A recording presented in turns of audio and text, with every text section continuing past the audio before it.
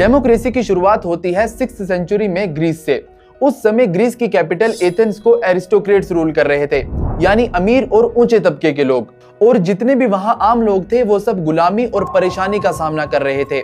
उस समय जितने भी वहां किसान थे सब लोग अपनी रोजी रोटी अमीरों से उधार लेकर चला रहे थे, और अगर कोई किसान समय रहते अपना उधार नहीं चुकाता था तो उसके पूरे परिवार को उधार देने वाले का गुलाम बनना पड़ता था।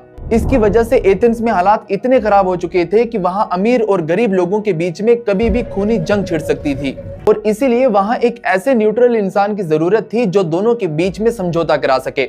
और इसके लिए चुना जाता है एक लॉ मेकर को जिसका नाम था सोलन। सोलन ने लॉ मेकर बनते ही किसानों के सब कर्जों को माफ कर दिया और डेट स्लेवरी को भी बैन कर दिया, और यहाँ से जन्म हुआ एक फ्री सिटीजन के कॉन्सेप्ट का, जो डेमोक्रेसी की शुरुआत की तरफ सबसे पहला कदम था। जैसे ही सोलन ने ये फैसले लिए उसके बाद काफी सालों तक एथेंस पॉलिटिकल टर्मोइल में रहा, क्योंकि वहां के अमीर और ताकतवर खानदान एथेंस का कंट्रोल लेना चाहते थे। इन्हीं अमीर और ताकतवर लोगों में से एक थे क्लाइस्थनीज, जिन्हें यह रियलाइज हुआ कि अगर उन्हें सत्ता चाहिए तो उन्हें आम लोगों को भी अपने साथ जोड़ना पड़ेगा। और फिर 508 बीसीई में क्लाइस्थनीज ने वहां की आम जनता के साथ मिलकर ग्रीस के पूरे गवर्नेंस के ढांचे को रीऑर्गेनाइज किया, ताकि अमीर खानदानों की ताकत को हमेशा के लिए तोड़ दिया जाए।